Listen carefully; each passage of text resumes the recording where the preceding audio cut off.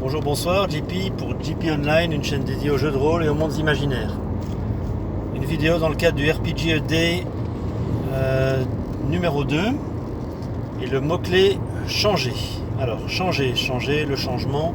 Moi, ce que ça m'évoque, c'est le changement du personnage, l'évolution du personnage au cours de ses aventures. Et par là même, le mécanisme de ce qu'on appelle généralement les points d'expérience.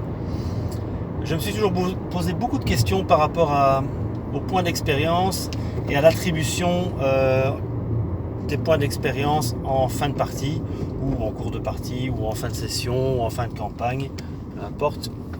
Chaque groupe de voir le moment opportun pour distribuer et recevoir des points d'expérience. Voilà, je me suis toujours beaucoup posé de questions. Combien de points d'expérience doit-on donner ? Quel genre d'action doit-on récompenser, mais aussi sur le fait simplement de la légitimité de l'évolution du personnage, du changement du personnage au cours de ses aventures, et aussi sur l'aspect un peu mécanique de ces points d'expérience qui sont distribués et que les joueurs selon les systèmes peuvent utiliser pour acheter de nouvelles compétences, améliorer les compétences existantes, améliorer leurs caractéristiques et autres. Voilà. J'ai déjà pu tester, pratiquer pas mal de jeux différents qui avaient différentes approches par rapport à cette optique de points d'expérience et du changement du personnage. Et du fait d'arriver à lier véritablement le changement du personnage aux aventures qu'il a vécues. Et d'échapper à l'aspect un peu jeu vidéo où on reçoit des points et on les distribue et que cela n'a pas nécessairement de lien avec la fiction. Pour moi, il est vraiment important, en tout cas, peut-être pas au début de ma pratique, mais maintenant, après des années de pratique de jeu de rôle, il est important pour moi que l'évolution du personnage, le changement du personnage soit intrinsèquement lié aux aventures qu'il a vécues. Ça n'aurait pas de sens qu'un personnage, par exemple, décide de développer ou d'améliorer une compétence qui n'a pas du tout servi au cours des aventures, par exemple. Je pense que là, pour le coup, si je me souviens bien, le système basique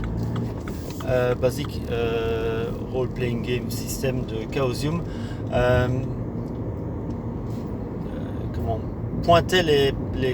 demander aux joueurs de pointer les compétences dont ils avaient eu l'utilité pendant l'aventure, qu'ils avaient utilisées pendant l'aventure, et afin de pouvoir tester leur évolution en fin d'aventure. Donc une espèce de gain par l'expérience, d'amélioration par l'expérience et la pratique. Ça, je trouvais ça pas mal.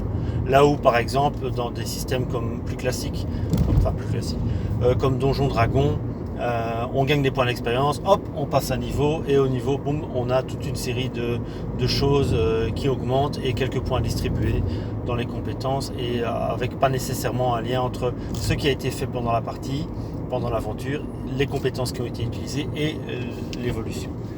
A contrario, j'ai aussi pratiqué des systèmes où il n'y avait pas réellement d'évolution du personnage au cours de ses aventures. Il n'y avait pas réellement de mécanisme de points d'expérience, soit parce que les personnages d'emblée étaient des personnages déjà expérimentés, déjà très compétents, soit parce que les aventures c'était des one-shots où l'espérance de vie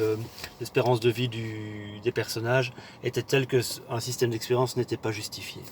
Donc pour moi, voilà, ce verbe changer, ce mot-clé changement, c'est ça qu'il évoque, c'est l'évolution du personnage et la pertinence de cette évolution, de ces changements par rapport au système de jeu et aussi par rapport aux histoires qui sont vécues, à l'univers dans lequel ça se passe.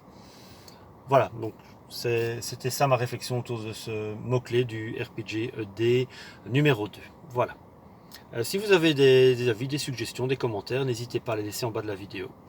Je vous remercie pour l'écoute et je vous souhaite à tous et à toutes une bonne journée, une bonne soirée ou une bonne nuit, où que vous soyez.